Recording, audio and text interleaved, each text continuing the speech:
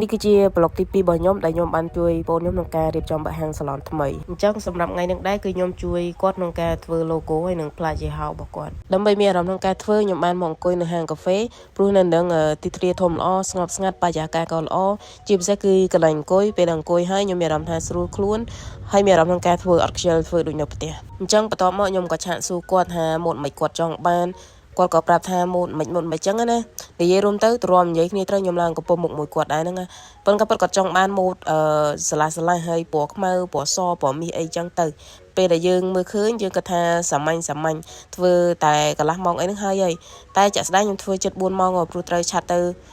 ឆាត់មកសួរគ្នាហើយថែមនេះថែមនោះចឹងណាបន្ទាប់ពីនិយាយគ្នាត្រូវហើយខ្ញុំធ្វើឲ្យគាត់បានផ្លាកនេះមួយហើយនឹងផ្លាក discount មួយថ្ងៃបន្ទាប់ខ្ញុំមកធ្វើផ្លាកសេវាកម្មមួយទៀតឲ្យគាត់ដោយសារតែផ្លាកខ្ញុំធ្វើថ្ងៃមុនហ្នឹងវារៀងស្ទើរហើយខុសទៀតខ្ញុំដាក់ឈ្មោះសេវាកម្ម2ដងជាន់គ្នាអញ្ចឹងសម្រាប់ធ្វើសាច់នេះខ្ញុំក៏អត់ញ៉ៃអីច្រើនដែរគឺខ្ញុំដាក់ឈ្មោះដាក់រូបយកទៅហ្មងគ្រាន់តែយើងហត់ររូបភាពណាដែលរៀងស្អាតបន្តិចអញ្ចឹងណាអញ្ចឹងសម្រាប់ផ្លាកគឺខ្ញុំធ្វើឲ្យអស់ហើយនៅតែចាំជាងគាត់ផ្សាយឲ្យហើយទេសម្រាប់ថ្ងៃនេះដែរខ្ញុំក៏មកមើលហាងគាត់ផ្ទាល់តែគាត់រៀបចំដល់ហើយខ្ញុំឃើញថាគាត់រៀបចំបាន 90% ដែរហើយនៅតែបោះសម្អាតហាង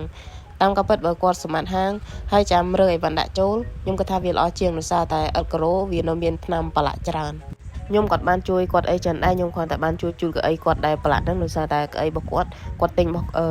ស់គេមកទឹកទេអញ្ចឹងពេលដែលខ្ញុំជូតហើយវារៀងថ្មីជាងមុនដែរហើយកន្លែងនេះពួកខ្ញុំនៅគ្នារកន្លែងដាក់តាំងរូបថតដាក់កន្លែងណាដើម្បីឲ្យមើលទៅវារៀងសមអញ្ចឹងគាត់ក៏សម្រេចចិត្តថាដាក់តាំងរូបថតហ្នឹងនៅខាងនេះវិញហើយកន្លែងនេះខ្ញុំនឹងវល់ហ្មងដោយសារតែពួកគាត់ដៃឆ្វេងខ្ញុំគាត់ថាស្ដាំគាត់ថាឆ្វេងដល់ពេលអញ្ចឹងហើយខ្ញុំឡើងវល់ហ្មងបន្ទាប់ពីពួកគាត់នាំខ្ញុំវល់មួយសន្ទុះហើយពួកគាត់ក៏ប្រាប់ថាត្រង់ហើយបិទទៅកន្លែងហ្នឹងគឺខ្ញុំបិទបានតែពីរខោមទេដោយសារតែវាខ្ពស់ពេកបន្ទាប់មកទៀតនេះបានគាត់មកជួយបិទខាងលើនេះដោយសារតែគាត់រៀងខ្ពស់បន្ទាប់ពីបិទរូបភាពហើយខ្ញុំឃើញទូគាត់នឹងរៀងប្រឡាក់ច្រើនដែរខ្ញុំក៏មកជួយជូតគាត់បន្តិចនិយាយរួមរបស់គាត់ប្រាស្រ័យតែមកទឹកទាំងអស់អញ្ចឹងទៅយើងព្យាយាមសម្អាតឲ្យបានស្អាតតាមដែលអាចធ្វើទៅបានបន្ទាប់ពីជូតទូហើយខ្ញុំមកជួយបោះខាងមុខនឹងបន្តិចដោយសារតែខាងមុខនឹងវាប្រឡាក់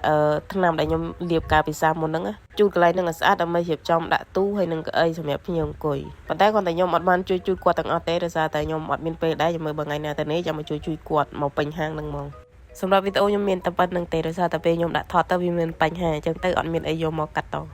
បន្តមកទៀតផ្លាកជាងគាត់យកមកដល់ហើយជាងក៏គាត់រៀបចំដាក់តារាងនៅមុខហាងរបស់យើងអញ្ចឹងណា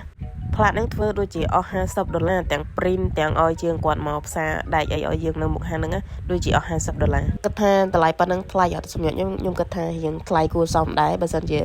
តាមតែ40រៀលអីអាចមកល្មមនិយាយរួមទៅផ្លាកវាមិនសូវស្អាតអីមែនទេដោយសារតែយើងមិនមែនជាអ្នក design អាជីពអីចឹងហើយណាមួយគាត់ចង់បានពណ៌ខ្មៅពណ៌សអីចឹងទៅហើយគាត់ចង់បានលាតចឹងហើយយើងអត់អាច design អីផ្សេងឲ្យគាត់ច្រើនទៀតបានទេហាងអត់ទាន់បានរៀបចំបាន 100%ទេប៉ុន្តែវីដេអូខ្ញុំមានតែប៉ុណ្្នឹងទេហើយសង្ឃឹមថាមានមួយចូលច្រើនបើអត់មានមួយអត់មានភ្ញៀវច្រើនទេមានតែរើទីតាំងរកកន្លែងថ្មីទៀតហើយដោយសារតែសេដ្ឋកិច្ចយើងបច្ចុប្បន្នគឺពិបាកក្នុងការរកស៊ីខ្លាំងមែនតើសមជាមួយនឹងពួកយើងសុទ្ធតែក្មេងខ្ចីសុទ្ធតែជាអ្នករកស៊ីលើកទី1អញ្ចឹងមានហានិភ័យខ្លាំងមែនតើហ្មងវីដេអូហ្នឹងបើសិនជាមានអ្នកមើលដល់ចប់ហើយចង់មកធ្វើនៅហាងបងអូនខ្ញុំ discount ឲ្យមក 20% ប៉ុន្តែខ្ញុំ discount ហ្នឹងម្ចាស់គេអត់ដឹងទេណា